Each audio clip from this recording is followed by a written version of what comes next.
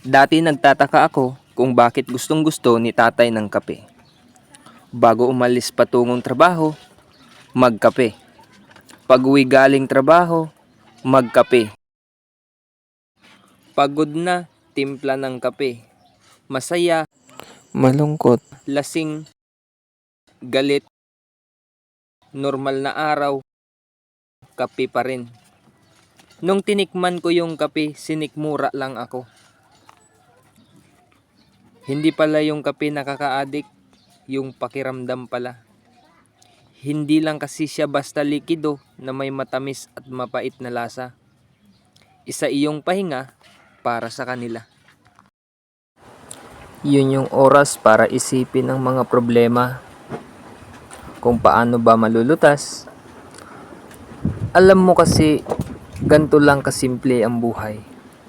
Sa bawat minuto na tumatakbo, piliin mong maging masaya.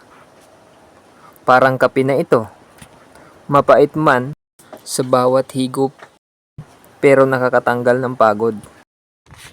Kaya ngayon, naiintindihan ko na kung ako ang nasa sitwasyon nila.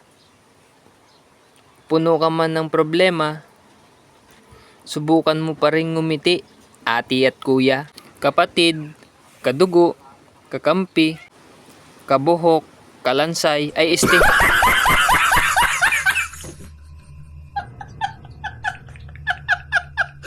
Teka nga pala mga ka-Facebook, kung hindi ka pa nakapollow sa akin channel, please click follow para updated ka sa gagawin ko pang mga video.